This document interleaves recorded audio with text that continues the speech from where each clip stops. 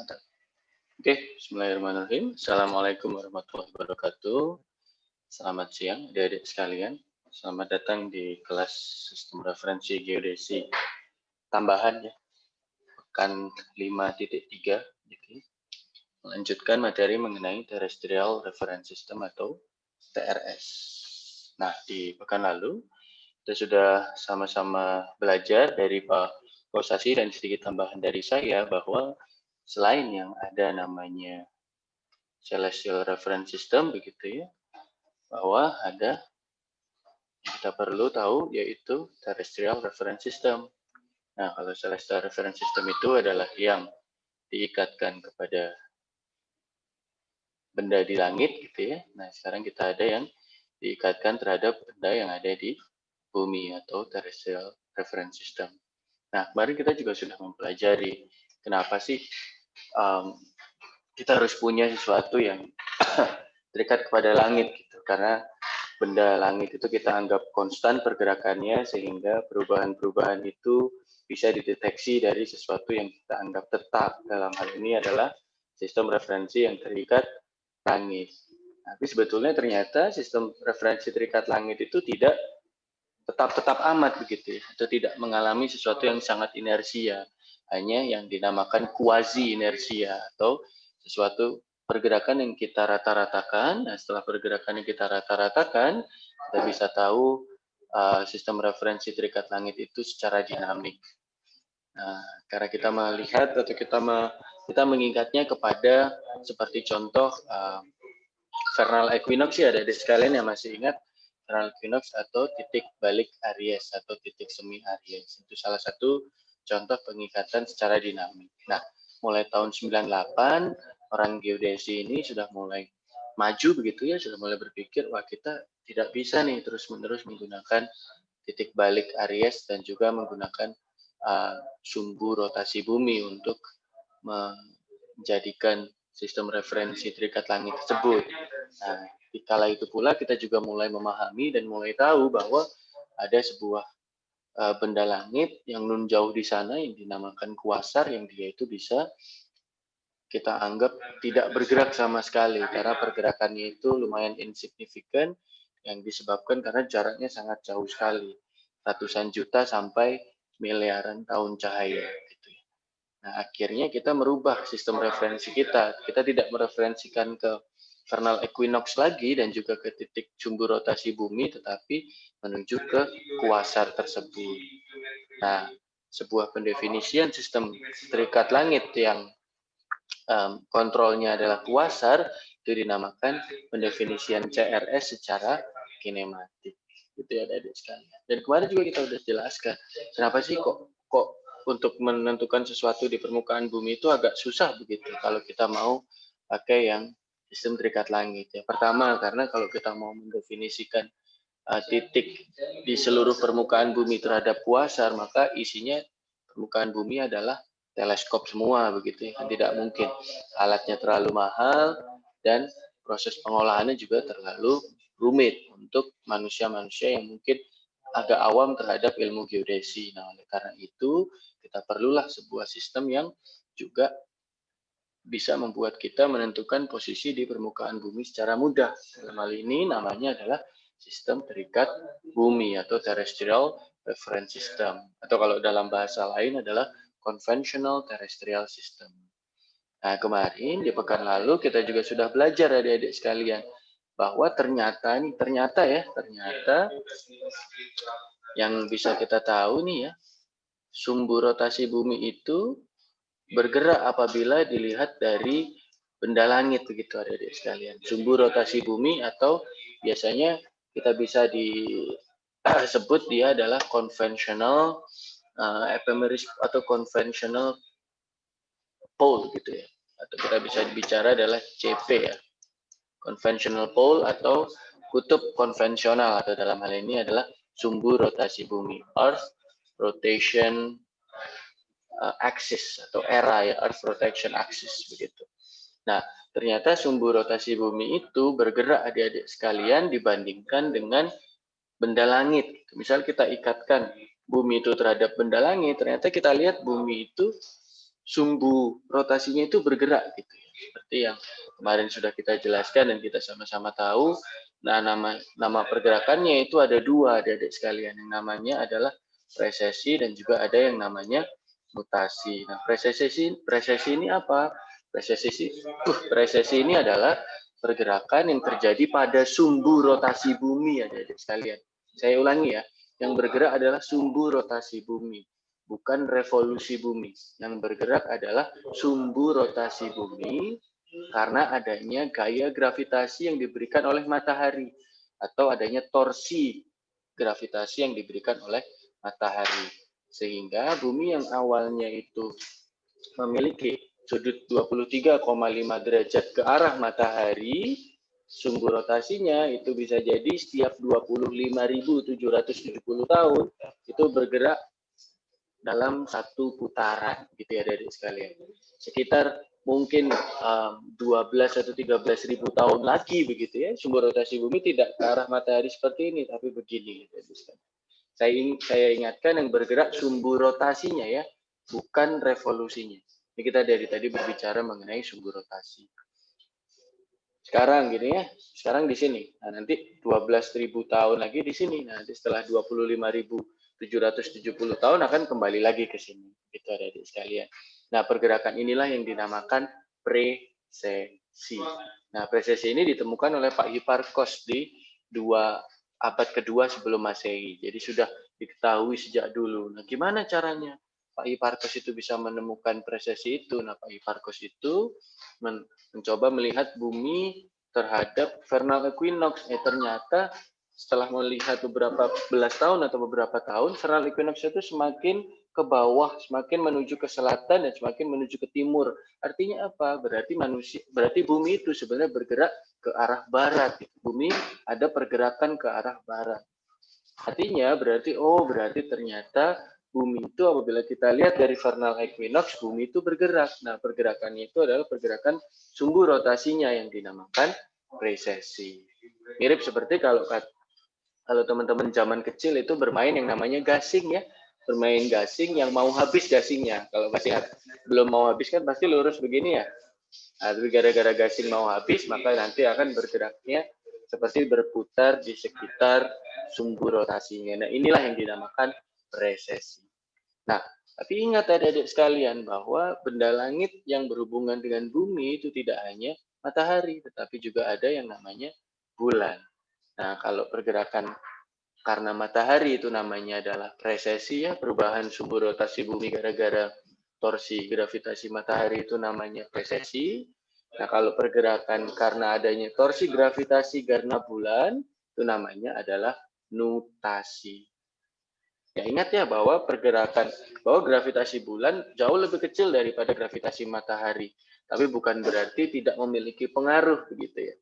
Nah, setiap dia berputar seperti ini, nah dia akan ada putaran-putaran kecil lagi yang disebabkan oleh bulan tadi adik-adik sekalian. Nah, satu putaran kecil itu berlaku setiap 18,6 tahun. Nah, pergerakan ini namanya adalah nutasi dan ditemukan oleh Pak James Bradley di tahun 1748. Nah, gimana caranya bisa lihat nutasi? Nah, cara lihat precesi dan nutasi pada dasarnya adalah dengan mengikatkan bumi terhadap benda langit. Nah, jadi salah satu fungsi CRS itu gitu ya, untuk melihat bagaimana sih bumi itu bergerak atau memiliki dinamika. Dan yang saya sampaikan di sini adalah dinamika terhadap sumbu rotasi bumi. Saya ingatkan ini kalau kita nampak dari atas ya adik-adik sekalian, pen aja. Kalau saya lihatkan dari atas begitu adik-adik sekalian ya, bahwa kalau kita lihat tanpa atas ya, ini bukan revolusi ya, ini adalah sumbu rotasi buminya. Maka precesi itu seperti ini lingkaran gitu ya. Nah, merah-merah ini adalah titik-titik dari sumbu rotasi bumi yang nanti akan berputar. Nah, buminya juga akan ikut berputar seiring dengan berputarnya sumbu rotasinya. Sekarang sumbu rotasinya di sini. Nah, berarti Amerika di sini gitu ya. Afrika di bawah sini gitu. Nah, ketika sumbu rotasi bumi berubah ke sini, Amerika bukan di sini lagi, tapi ikut ke sini gitu ya. Afrika juga tetap di sini. Juga ikut berubah. Jadi ketika sumbu rotasinya berubah, maka buminya juga ikut bergerak orientasi. Begitu. Nah, yang merah ini adalah yang dinamakan precesi. Nah, setiap 18,6 tahun dia itu membentuk sebuah lingkaran kecil ini. Nah, satu lingkaran kecil, dua lingkaran kecil, tiga lingkaran kecil, empat lingkaran kecil, dan sebagainya. Nah, lingkaran kecil ini itu yang dinamakan nutasi. Dan ini disebabkan oleh torsi gravitasi dari bulan. Yang besar warna merah itu dari matahari, dan setiap berapa? Setiap 200 setiap 25.770 tahun. Sedangkan yang warna biru itu adalah nutasi dilakukan yang bergerak setiap 18,6 tahun. Gitu ya. Di 18,6 tahun, 18,6 tahun, 18,6 tahun terus satu putaran 25.770 tahun. Jadi ini kalau kita bisa bicarakan adalah pergerakan sumbu rotasi bumi terhadap benda langit. Jadi saya ulangi ya, precesi dan nutasi itu adalah pergerakan sumbu rotasi bumi terhadap benda langit atau terhadap CRS-nya. Nah, apakah pergerakan bumi itu cukup sampai di situ saja? Bumi itu hanya terpengaruh oleh matahari dan bulan? Jawabannya adalah tidak, adik-adik sekalian ya. Oh, kita sama-sama tahu bahwa ternyata bumi itu apa? Bumi itu juga memiliki proses geodinamika atau perubahan dari bentuk buminya itu sendiri, sehingga menyebabkan yang namanya pergerakan kedua, adik-adik sekalian. Adanya dinamika kedua. Nah, kita sama-sama tahu bahwa dinamikanya itu namanya adalah dinamika rotasi bumi atau Earth Rotation Dynamics. Begitu. Nah, kalau dua yang tadi terjadi gara-gara terjadi gara-gara gravitasi matahari dan terjadi gara-gara gravitasi bulan. Kalau ini terjadi gara-gara proses geodinamika. Apa yang terjadi adik-adik sekalian? Yang terjadi adalah ternyata sumbu rotasinya. Kalau tadi itu kan ini kita ibaratkan sebuah pentol ya, seperti dari kemarin kita selalu bilang cilok begitu ya, atau pentol gitu, pentol bumi gitu. Nah, itu ditusuk oleh sumbu rotasi bumi gitu. Nah, sumbu rotasi bumi ini bergerak karena ada matahari dan bulan. Gitu. Nah, itu namanya precesi dan nutasi. Nah, gara-gara ada geodinamika, ternyata cilok bumi ini itu ketika ditusuk oleh sumbu rotasi bumi itu tidak di lokasi yang sama setiap kali. Ternyata dia berputar di sekitar sumbu rotasi rata-ratanya. Ingat ya, kalau tadi adik-adik sekalian, gara-gara matahari dan bulan, yang bergerak itu sumbu rotasi bumi dan buminya, berarti ikut begini. Nah, kalau sekarang tidak. Kalau sekarang buminya tetap, tapi si sumbu rotasi bumi atau kutub utaranya itu yang berubah-ubah sedikit begitu. Nah, itu terjadi gara-gara adanya proses geodinamika. Nah, namanya apa kalau ini adik-adik sekalian? Namanya adalah polar motion, atau kalau orang lain ada yang menyebutkan namanya polar wobble. Artinya apa adik-adik sekalian? Artinya berarti kalau Anda main ke kutub utara begitu ya, ternyata kutub utaranya tidak di situ lagi. Karena kalau kita ibaratkan tadi ya, bumi itu cilok, ternyata dicolokinnya itu tidak di pas kutub utara. Ternyata agak geser sedikit 50 meter atau sekitar 15 meter dalam teori yang sudah ditemukan gitu adik-adik sekalian. Jadi artinya apa? Kalau yang tadi precesi dan nutasi itu bumi dan sumbu rotasinya bergerak bersama begini ya, berputar-putar begini. Nah, kalau polar motion atau pergerakan kutub, nah ini berbeda. Sumbunya itu bergerak di dalam bumi. Jadi gini ya. Jadi gini ya. Ini misal ini bumi ya. Nah, ini bergeraknya begini. Nah, kalau precesi kan ikutnya bergeraknya begini ya. Nah, precesi kan begini. Ada nutasi muter-muter kecil gitu ya. Nah, kalau ini bergeraknya itu di sini, di dalamnya gini. Gitu ya. Jadi buminya tidak bergerak. Dalamnya sini. Artinya apa adik-adik sekalian? Perubahan sumbu rotasi bumi ini bukan dilihat dari benda langit, tapi ternyata dilihat dari buminya sendiri adik-adik sekalian. Ketika kita lihat dari bumi, Anda duduk di bumi gitu ya, Anda duduk di Lampung, Anda lihat ke kutub utara, oh ternyata tiba-tiba kutub utara itu bergerak begini. Nah, ini yang namanya polar motion. Nah, kalau yang tadi precesi nutasi, Anda tidak akan bisa merasakan. Kenapa? Karena kita bergerak bersama dengan sumbu rotasi. Nah, kalau ini polar motion cuman cuman sumbunya aja yang bergerak, kitanya tidak. Jadi kita, oh ternyata dia geser-geser tuh. Itu yang menyebabkan gambar di bawah ini menjadi nyata ya. North Pole was here. Jadi ketika pas di kutub 0 itu ternyata sudah tidak di situ lagi sumbu rotasi bumi. Agak bergeser. Kenapa? Ini bisa terjadi gara-gara apa, Pak? Karena adanya proses geodinamika. Nah, proses geodinamika pula yang menyebabkan terjadinya perubahan kecepatan sudut atau angular velocity, atau dalam hal ini adalah angular momentum dari bumi yang akan mempengaruhi lama bumi menjalani satu putaran. Kita ibaratkan, kalau kita itu berputar seperti biasanya, satu hari adalah 24 jam. Nah, kalau ternyata bumi itu makin lama semakin lambat, apa yang terjadi adik-adik sekalian? Ketika bumi itu makin lama makin lambat, yang terjadi adalah hari akan semakin lama. Dan itulah yang terjadi adik-adik sekalian. Secara umum, bumi itu mengalami perlambatan kecepatan rotasi yang menyebabkan satu hari itu tidak 24 jam, tapi 24 jam lebih sedikit. Menjelaskan lebih jauh mengenai yang namanya polar motion dan yang lama bumi menjalani satu putaran atau namanya delta LOD, length of day variation, itu akan dijelaskan secara gamblang beserta contoh-contohnya dalam kuliah geodesi satelit. Sekarang itu hanya sebagai awalan agar Anda mengerti, oh ternyata kalau dari terikat langit ke terikat bumi itu kita harus memperhatikan 4 gerakan ini, presesi, nutasi, polar motion, dan delta LOD atau length of day variation. Nah, keempat elemen tersebut itu digabungkan menjadi satu yang namanya adalah Earth Orientation Parameters atau EOP. Nah, EOP itu akan menjelaskan apa adik-adik sekalian? Hubungan antara CRS dengan TRS. Jadi kalau secara matematik, hubungan CRS dan TRS itu diungkapkan dalam EOP atau Earth Orientation Parameters. Dan kita ibaratkan adik-adik sekalian, apabila ini ada XI dalam waktu T adalah CRS, itu merupakan pada dasarnya ini EOP, ini EOP ya, EOP dikalikan dengan TRS atau sebuah posisi dalam sistem koordinat terikat bumi. XI itu adalah sistem koordinat yang terikat langit. Apa saja EOP? Ada PN, precession and nutation, ada LOD, ada length of day, dan ada PM, polar motion. Saya ulangi adik-adik sekalian, EOP itu menjelaskan hubungan antara CRS dengan TRS.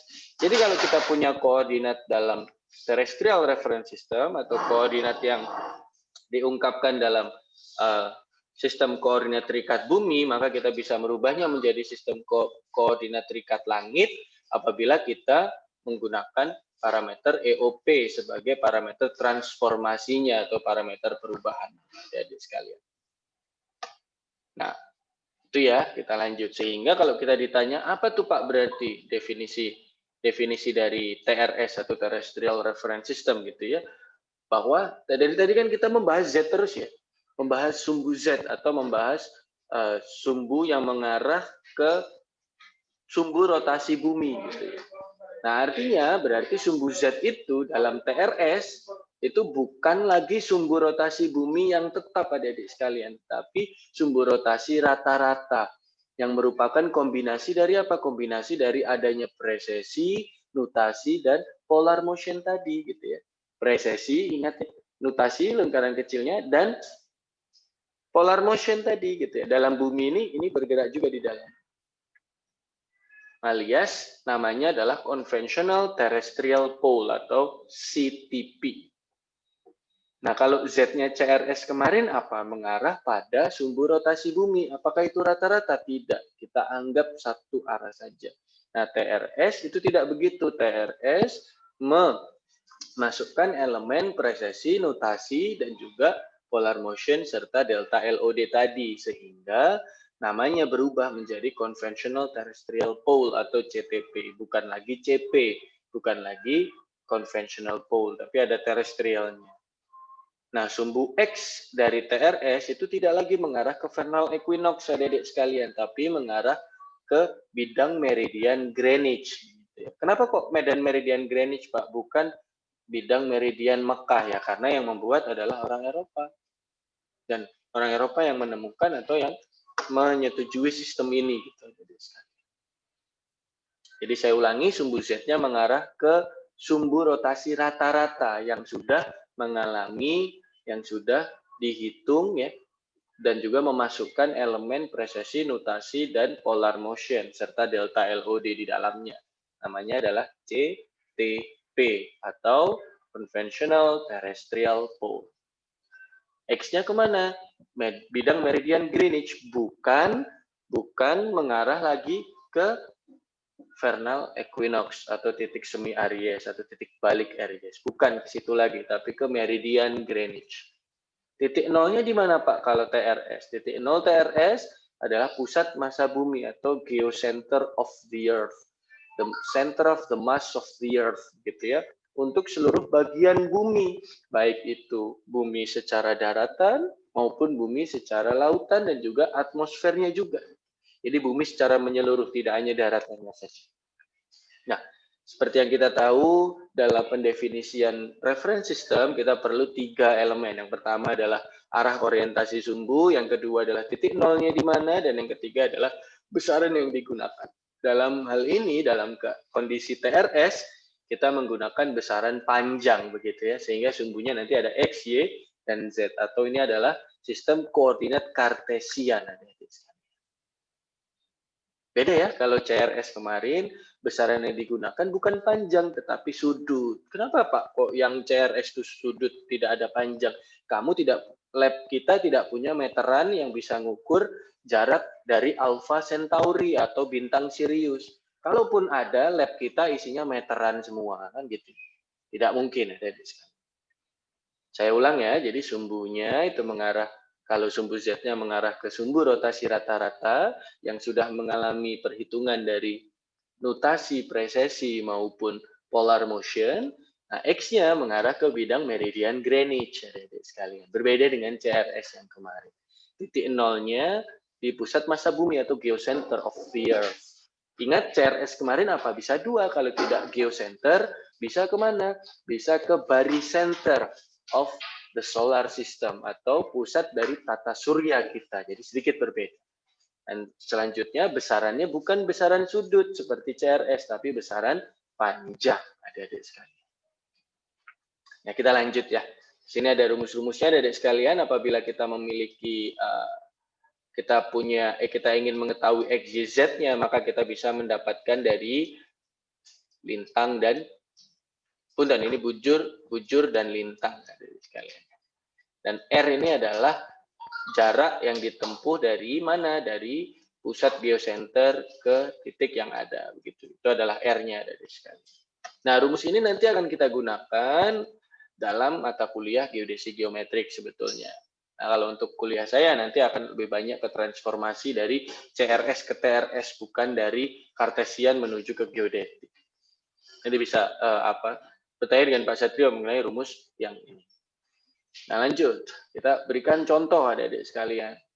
Pak, terus contohnya TRS apa Pak? Nah, kalau kemarin kan contohnya CRS adalah International Celestial Reference System. Nah, kalau ini ya jelas International Terrestrial Reference System. TRS adalah sebuah reference system secara geosentris yang ikut berputar bersama bumi.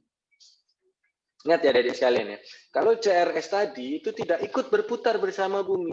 Jadi kalau buminya berputar, posisi yang kita tangkap bisa jadi berubah. Ya nggak? Nah, tapi sebaliknya, kalau kita menggunakan terrestrial reference system yang juga ikut berputar dengan bumi, maka posisi kita itu akan selalu sama. Karena sistem koordinatnya ikut berputar bersama kita. Saya ulang, kalau CRS, sistem koordinatnya itu mengarah kemana sih? Mengarah ke vernal equinox, Z-nya mengarah ke sumbu rotasi bumi, Y-nya mengikuti kaidah tangan kanan. Sekarang pertanyaan saya, kalau buminya berputar sehingga menjauh dari vernal equinox, koordinat tempat kita berdiri apakah sama, Pak? Ya beda. Karena Anda sudah memiliki sudut baru antara Anda dengan vernal equinox-nya. sesuai dengan waktu yang ditempuh, kan begitu, karena ada rotasinya, betul ya. Sehingga kalau Anda menentukan posisi di bumi menggunakan CRS agak susah, karena bumi menggunakan CRS apabila dia ikut berputar, ya dia nanti akan berputar sudutnya. Sedangkan ITRS itu adalah sistem referensi yang sumbu dari orientasinya atau sistem koordinat itu juga ikut berputar bersama bumi, adik-adik sekalian. Artinya apa? Berarti kalau Anda punya satu posisi di sebuah tempat, di permukaan bumi, buminya ikut berputar karena sistem referensinya dan sumbunya ikut berputar, kamu ukur besok lagi ya tetap sama koordinatnya.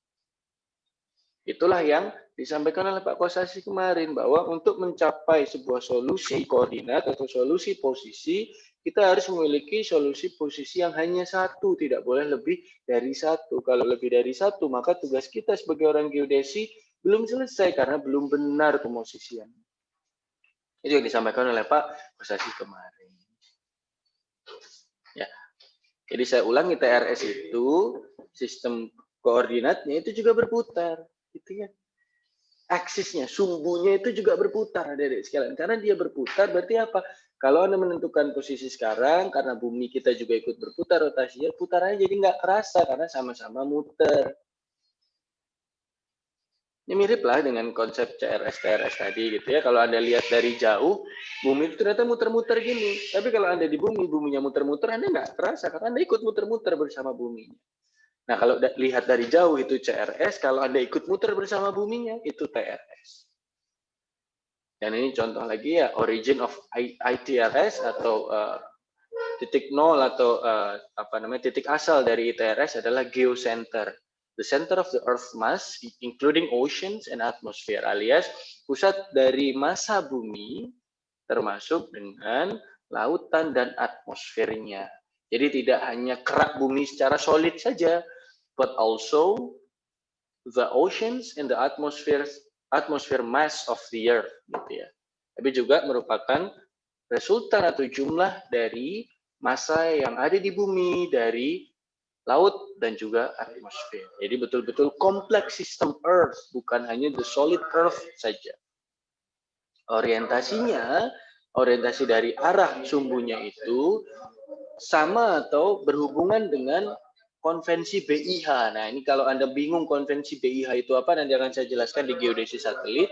Yang penting BIH itu adalah sebuah badan di Prancis yang mengukur dan juga membahas mengenai waktu. Bahasa Prancisnya saya lupa ya, Bureau d'International de Heure kalau tidak salah, alias Badan Jam Internasional. Yang mana dia juga menentukan sistem referensi dulu itu, gitu ya.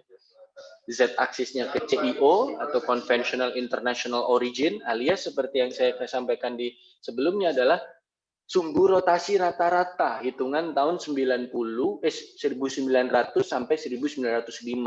Saya yakin tidak ada di YouTube ini yang hidup di masa itu, gitu ya. Kita hanya menjadi angan-angan belaka kala itu. Orang mikirnya masih hanya makan roti saja. Gitu. Great Depression, nggak mikir ada COVID gitu. Nah, itu adalah Z-aksisnya. Z-aksisnya itu ke CIO, Conventional International Origin. Yaitu adalah sumbu Z rata-rata yang dihitung di tahun 1900 sampai 1905. Dan sumbu X-nya kemana? Ke IERS Reference Meridian. Jadi BIH ini, Badan Jam Internasional di Prancis itu, punya observatorium di Greenwich. Nah, akhirnya dia mikir, ya udahlah kita pakai sumbu X-nya itu mengarah ke sana, ke observatorium milik kita di kota Greenwich di UK atau di United Kingdom. Nah, unitnya atau besaran yang digunakan adalah panjang, dalam hal ini satuannya adalah meter sesuai dengan SI atau Sistem Internasional gitu. Saya ulang ya, originnya ada di geocenter, termasuk juga geocenter itu massa tidak hanya solid Earth, but also the ocean and the atmosphere of the Earth. And then orientation yaitu Z-nya mengarah ke sumbu rotasi bumi di tahun 1900 sampai 1905, dan X-nya itu mengarah ke meridian Greenwich yaitu di Observatorium BIH di Greenwich. Seperti yang Pak Kosasi pernah kasih gambarnya ke Anda beberapa pekan yang lalu. Dan besaran yang digunakan adalah besaran panjang, dalam hal ini adalah meter. Itu adik-adik sekalian. Nah, ini saya ingin mengkoneksikan gitu. Kalau tadi kan kita bicara, oke, kalau kita mau dari ICRS ke ITRS, caranya begini, begitu ya. Nah, pada dasarnya kalau kita mau ITRS menuju ke ICRS, maka kita harus punya titik tengah gitu ya. Kenapa Pak harus ada titik tengah? Karena dari tadi kita kan sudah belajar ya, ada 4 pergerakan gitu ya, ada 4 pergerakan. Yang pertama adalah presesi ya, yang kedua adalah nutasi ya, yang ketiga adalah polar motion, yang keempat adalah LOD. Nah, ingat, presesi dan nutasi itu adalah pergerakan sumbu rotasi bumi terhadap sistem yang terikat langit. Berarti artinya apa, adik-adik sekalian? Sumbu yang warna Ki ini, motion of the CIP in the celestial system. Polar motion atau pergerakan kutub itu merupakan pergerakan dari si kutub apabila di dalam bumi ini. Buminya tidak bergerak. Kalau presesi dan nutasi kan buminya ikut bergerak gini ya. Dan ada benda-benda kecil gitu. Jadi Anda tidak bisa mendeteksi si presesi nutasi. Anda bisa mendeteksi apabila Anda diikatkan terhadap titik yang ada di luar angkasa sana. Alias motion of the CIP in the celestial system. Pergerakan dari rotasi bumi, sumbu rotasi bumi terhadap sistem terikat langit atau celestial system. Nah, kalau polar motion, adik-adik sekalian, itu adalah pergerakan terhadap terrestrial system. Kenapa saya bilang terhadap terrestrial system? Karena ingat, buminya diam ya. Polarnya yang bergerak begini. Nah, karena bergerak begini, akhirnya apa? Ya sudah, inilah kita bisa melihat pergerakannya. Paham ya adik-adik sekalian ya? Jadi yang W itu mencerminkan polar motion, yang Q itu mencerminkan presesi dan nutasi. Nah, yang R itu apa, Pak? Masih ingat? Kita masih punya pergerakan yang keempat, yaitu delta LOD atau selisih atau perlambatan maupun percepatan dari dari rotasi bumi itu sendiri. The rotation around the axis of the CIP. Seberapa cepat sih kita muternya itu, begitu ya adik-adik sekalian. Itulah kenapa kalau Anda lihat di sini, nah ini kan fungsi dari koordinat X dan Y, ini juga fungsi dari koordinat X dan Y. Sedangkan rotation around the axis of the CIP itu bukan fungsi dari koordinat lagi, tapi fungsi dari sudut, adik-adik sekalian. Dalam hal ini adalah angular momentum atau angular velocity dari si rotasi bumi itu sendiri. Nah, kita sama-sama ingat adik-adik sekalian, XI itu adalah ICRS. Nggak pakai I ya, sorry, CRS. XH itu adalah TRS. Berarti sebaliknya, kalau kita mau lihat ITRS, ya berarti kita harus hitung TRS terhadap polar motion, baru nanti itu dihitung terhadap LOD, baru setelah itu dihitung terhadap presesi nutasi. Dapatlah CRS. Gitu adik-adik sekalian. Nah, alias apa? Alias dari kita punya CTP atau CIO gitu ya. CIO adalah CTP di tahun 1900 dan 1905 seperti yang saya sampaikan di slide sebelumnya. Menuju ke CIP, Conventional Intermediate Pole ini ya. CIP, Celestial Intermediate Pole, berangkat ke CEP atau CP, Conventional Celestial Pole, atau kalau kata orang lain, Conventional Ephemeris Pole. Itu adik-adik sekalian. Jadi kalau kita bicara H itu adalah TRS, maka dari H menuju ke I atau sebaliknya, kita perlu memasukkan komponen dari presesi, nutasi, polar motion, dan LOD, adik-adik sekalian. Nah, sekarang kita lanjut. Tadi adalah sistem referensi. Nah, kita masuk ke sistem, tadi adalah sistem referensi. Kita sekarang masuk ke kerangka referensi. Nah, kerangka referensi dari ITRS namanya adalah ITRF atau International Terrestrial Reference Frame.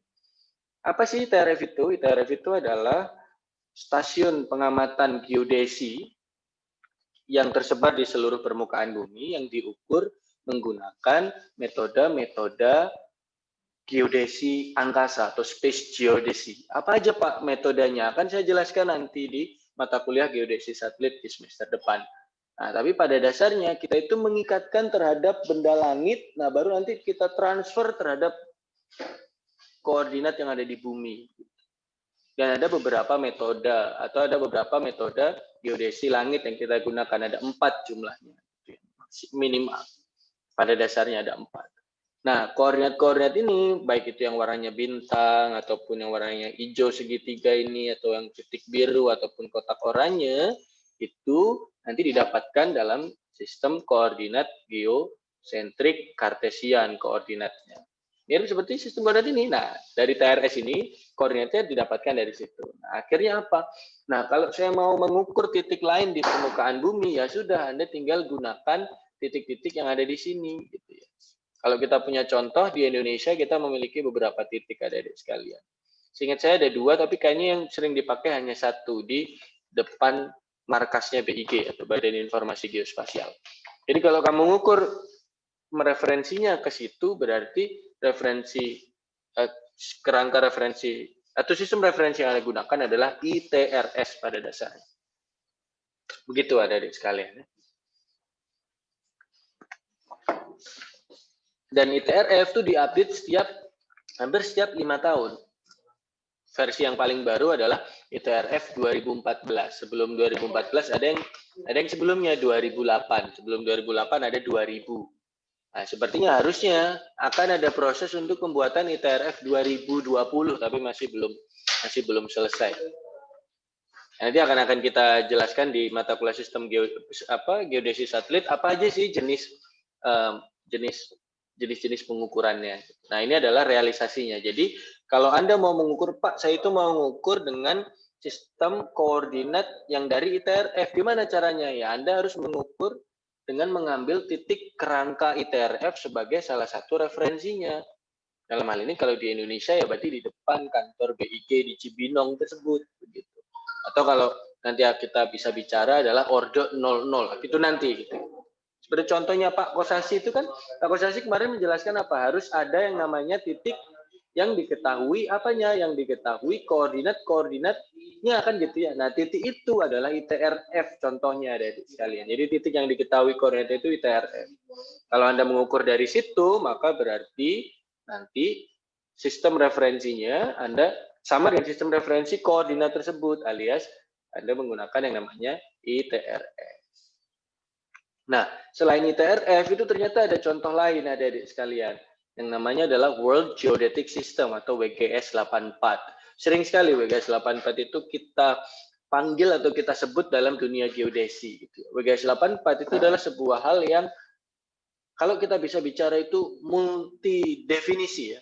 WGS 84 itu juga TRS, WGS 84 itu juga hal-hal yang lain begitu ya.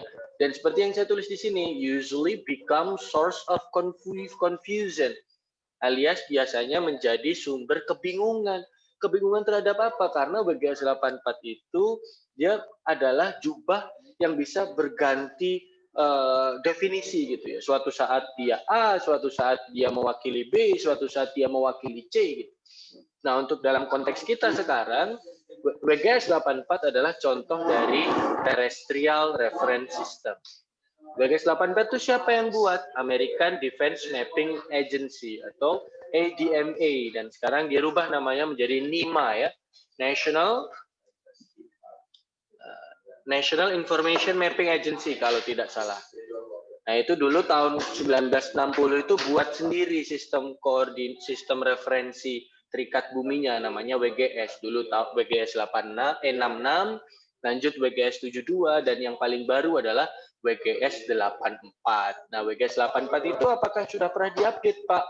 Pernah diupdate. Diupdate-nya sudah lebih dari, kalau seingat saya di sini ditulisnya 3 kali, tapi seingat saya sudah 4 kali ya. Tahun 94, 96, 2001, dan tahun 2005 atau 2008. Dan kesemuanya itu diupdate namanya tapi tidak berubah, tetap WGS 84 gitu ya adik-adik sekalian. Ini yang akan menjadi membingungkan. WGS 84 berarti lama atau Pak tahun 84? Oh tidak. WGS 84 itu salah satu yang paling baru. Ya. Dan Global Monitoring Station-nya sedikit berbeda. Kalau ITRF kan banyak seperti ini ya adik-adik sekalian ya. Nah, kalau WGS, karena WGS ini Amerika Serikat gitu ya, United States of America, then it has fewer stations, atau dia hanya memiliki stasiun yang lebih sedikit. Kenapa? Karena dia tidak mungkin masang di negara-negara yang tidak mau dipasangi. Mungkin dia tidak suka dengan Amerika, mungkin dia memang tidak memiliki kerjasama dengan Amerika, sehingga titik-titik dari sistem koordinat atau sistem referensi, atau dalam hal ini adalah terrestrial reference system dari WGS 84 itu ada yang tidak berlokasi, sangat sedikit lokasinya. Yang paling dekat dengan Indonesia adalah Port MacArthur yang ada di Filipina.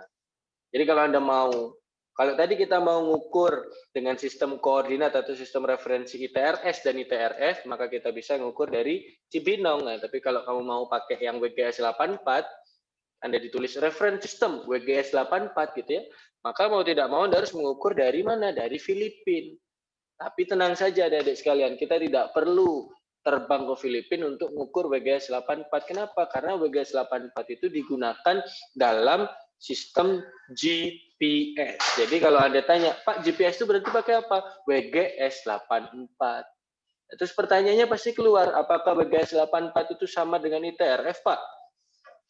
Mulai tahun 2001, at the last time, it has 1 cm accuracy compared to ITRF 2000, alias koordinat dari WGS 84 dengan koordinat dari ITRF 2000 itu sama dalam orde sentimeter. Akhirnya apa? Sehingga kalau Anda mau mengukur dalam ketelitian sampai sentimeter, maka WGS 84 bisa dianggap memiliki kerangka referensi atau sistem referensi yang sama dengan ITRF. Tapi perlu diingat, hanya untuk ketelitian mencapai sentimeter. Kalau ketelitiannya lebih teliti lagi, maka ya kita perlu membuat sebuah sistem yang baru. Itulah kenapa adik-adik sekalian, terrestrial reference system itu biasanya setiap negara akan memiliki sendiri-sendiri. Apalagi apabila negara tersebut merupakan negara yang tidak ingin bergantung dengan Amerika, maka dia pasti akan memiliki sendiri. Jadi saya ulang adik-adik sekalian ya, TRF atau TRS ya itu adalah terikat bumi yang mana lebih cocok untuk menentukan posisi di permukaan bumi. Kalau CRS menentukan posisi benda langit atau sesuatu yang dekat dengan bumi tapi belum di permukaan bumi. Itu CRS. Kalau TRS ya di permukaan bumi gitu ya. TRS dan CRS itu ada hubungannya gitu ya. Hubungannya adalah karena ada yang namanya tadi presesi, nutasi, polar motion dan LOD.